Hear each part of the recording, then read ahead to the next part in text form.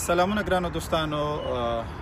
دویمه موضوع د افغانستان په اړه چې ما غوښتل د کومه لړۍ چې ما شروع کړې ده یا پیل کړې ده دې ته د دوام ورکولو لپاره هغه دا ده چې زموږ تاسې ډېری ولسونه په دې باور دي چې په افغانستان کې چا هم جنګي جنایتونه کړي دي، جنګي جنایتکاران دي، هغوی ټول باید محکمه سي او دوی د هغوی محکمه غواړي. دلته اوس خبره دا ده چې آیا د جنګي جنایتکارانو محکمه کول دا یو عملی کار دی او که نه؟ راځئ فرض کړو موږ تاسې کولی شو جنګي جنایتکاران محکمه کړو. څومره جنګي جنایتکاران به موږ محکمه کړو؟ آیا یوازې د ګوندونو مشران یا مثلا د مختلفو نظریو مشران دا خلک جنګي جنایتکارانو؟ ممکن هغوی په خپل لاس هیڅوک هم نه وي وژلي، ولې ممکن د هغو کسانو خلک وژلي وي او دا چې د هغوی کسانو نفر وژلي دي د هغوی کسان خو کم نه دي. زه فکر کوم چې په هره ډله ټپله کې ډېر زیات خلک وو، یعنې ډېرو زیاتو خلکو زموږ تاسې بېګناه افغانان وژلي دي او د دې ټولو خلکو راټولول یا د دې ټولو خلکو محکمه کول دا زه فکر کوم چې عملي کار نه ده او دا نسي ترسره کېدلی. بله دا چې آیا موږ تاسې که چیرې فرض کړئ موږ تاسې وکولی شو چې دا خلک محکمه کړو، نو آیا دا محکمه به چیرته دایریږي؟ آیا دا محکمه به په افغانستان کې د افغانانو په واسطه دایریږي؟ دا به د مختلفو قومونو په واسطه دایریږي؟ موږ تاسو ته دا معلومه ده چې بدبختانه دښمنانو په افغانستان کې د قومونو ترمنځ داسې نفاق شیندلی ده چې هر قوم به خپل جنایتکار او خپل قاتل ته قهرمان وایي او د بل قوم قاتل او جنایتکار ته به قاتل وایي. یعنې دا هم بیا عادلانه محکمه نه شوه او په دې شکل هم موږ نشو کولی چې د افغانستان حل لاره پیدا کړو. یا فرض کړئ موږ تاسې جنګي جنایتکاران چې په افغانستان کې جنګي جنایتونه کړي دي او افغانان دي هغوی په نړیواله محکمه کې وړاندې کوو او هغوی ته مجازات ورکوو یا جزا ورکوو.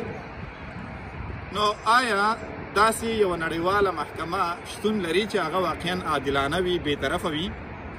آیا موږ تاسې غواړو چې د خپل خلک یا خپل مشران که هغوی قاتلان دي که جنایتکاران دي که مجرمین دي آیا موږ واقعا هم غواړو چې هغوی د هغو نړیوالو لخوا محکمه کړو چا چې هغوی ته د افغانانو د قتل او د افغانستان د ورانولو پروژې ورکولې یوازې د دې لپاره چې خپل اهداف ترلاسه کړي؟ نو زه فکر کوم دا هم معقوله نه ده، هیڅ عاقلانه کار به ونه اوسیږي. بل دا چې موږ تاسو ته دا معلومه ده چې نړیوالې محکمې هم بدبختانه چې بېطرفه نه دي، هغه هم طرف واقع کېږي، په هغه کې هم د زبرځواکونو خپلې ګټې خوندي کېږي.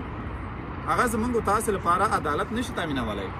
په افغانستان کې یوازینۍ حل لاره، البته یو له حل لارو څخه، یوازینۍ به نه وایم، یو له حل لارو څخه دا ده چې موږ تاسو یو بل ته تیر سو، د مینې او ورورولۍ فضا رامنځته کړو، اتحاد او همبستګي رامنځته کړو، پیوستون رامنځته کړو، یو له بل سره څنګ په څنګ ودرېږو او د افغانستان د پرمختګ، د افغانستان د رغونې لپاره په ګډه سره ژمنتیا ثابته کړو، یو بل ته ژمن پاتې سو، وطن ته ژمن پاتې سو او یو ځواکمن او قانونمند نظام رامنځته کړو.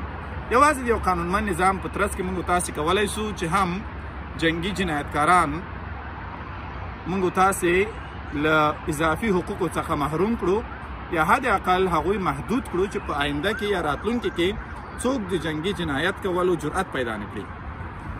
که چیرې موږ تاسې دا خپل مشران پردیو ته ورسپارو نو دلته دوه اشتباهات موږ کوو. اول دا چې همهغه خارجانو یا بهرنیانو دې مشرانو ته پروژې ورکولې، دوی تشویق کړل، دوی له افغانستان څخه بهر وایستل تر څو بیرته د افغانستان پر وړاندې یا د افغانستان د حکومتونو پر وړاندې وجنګېږي. دوهم دا چې که چیرې موږ تاسې اوس دوباره بیرته خپل مشران همغه نړیوالو ته ورسپارو دلته د دې معنا دا ده چې موږ تاسې د خپلو افغانانو بېعزتي او بېحرمتي کوو. ولې یو خارجي وکولی سي چې زموږ تاسې مشران سپک کړي؟ خارجي څوک ده چې زموږ تاسې مشران محکمه کړي؟ آیا تاسې واقعا هم د نړیوالو د حقوقو بشر او په دې نورو شعارونو باندې باور لرئ؟ موږ تاسې په تېرو 4-5 کلونو کې ولیدل چې نړیوالو موږ تاسې په افغانستان کې یوازې پرېښودلو، نه ورته د حقوق بشر مسله مهمه ده، نه بله مسله مهمه ده. په سیاست کې موږ تاسې باید په یو څه باندې پوه شو چې ژبه، نژاد، رنګ، سمت، حقوق، د ښځو حقوق، د ماشومانو حقوق، دا ټول د سیاست ابزار دي. مذهب، دا ټول د سیاست ابزار دي او دوی د سیاسي ابزارو په حیث دغه څخه ګټه اخلي او د دې قرباني بدبختانه دا 1550 کلونه کېږي چې موږ تاسې افغانان یو. په لحاظه زما وړاندیز ټولو هغو دوستانو ته چې هغوی په کمنټونو کې اکثره وخت ماته لیکي چې جنګي جنایتکاران باید ټول محکمه سي او دا د ولس په منځ کې دوی هیڅ ځای نه لري یا ولس له دوی څخه نفرت لري. زه د ولس احساساتو ته ډېر درناوی لرم، خو آیا موږ تاسې د افغانستان پرمختګ ته په همدې شکل ادامه ورکولی سو چې یو له بل څخه نفرت وکړو، یو بل ورټو، یو بل سپک کړو؟ نه، دا هم د حل لاره نه ده. یوازې او یوازې موږ تاسې یو بل ته په نږدې کېدو سره، د یو بل په منلو سره، یو بل ته په متقابل یا دوه اړخیزه درناوي سره کولی سو چې موږ تاسې هم خپل وطن جوړ کړو او هم موږ تاسې د پرمختګ په لور پیاوړي ګامونه واخلو. د دې کار لپاره موږ تاسې یووالي او اتحاد ته اړتیا لرو او دا یووالی او اتحاد موږ تاسې ځوانان رامنځته کولی شو. په ځانګړي ډول هغه ځوانان چې هغوی د خپل ولس په قتلونو کې نه دي داخل، خپل ولس یې نه ده وژلی، له خپل ولس سره یې خیانت نه ده کړی، له خپل وطن سره یې خیانت نه ده کړی او د وطن د رغونې او جوړونې سره مینه لري. هغه ولس چې خپل وطن ته ژمنتیا لري هغوی کولی سي چې دا افغانستان یا دا وطن جوړ کړي او د داسې یو ځواکمن نظام رامنځته کولو وسیله وګرځي چې په هغه کې واقعا هم زموږ تاسې ځوان سیاسون یا ځوان مشران رامخته سي او په یوې پیاوړې ژمنتیا او پیاوړي هوډ سره د افغانستان د بیا رغونې او د افغانستان د آبادۍ او په افغانستان کې د یو ځواکمن او قانونمند نظام د رامنځته کولو لپاره عملي ګامونه پورته کړي.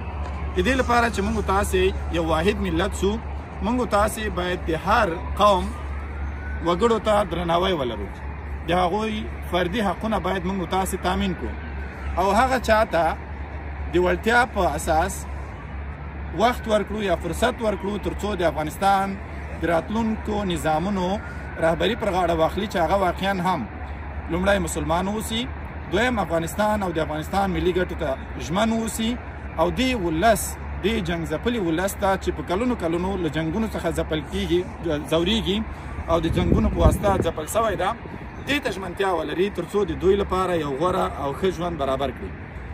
که راسره موافق یاستئ دا ویډیو تر نورو ورسوئ، تر بلې ویډیو پورې انشاءالله بیا به له تاسو سره یم. زما له تخنیکي همکار څخه هم نړۍ مننه.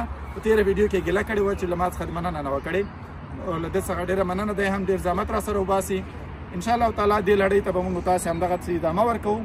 حد اقل د یو ځوان په حیث زه غواړم چې دغه خپل حق ادا کړم د ولس پر وړاندې او هغه څه چې زما په ذهن کې دي د ولس او د وطن لپاره هغه له تاسو سره هم شریک کړم. یوه نړۍ مننه.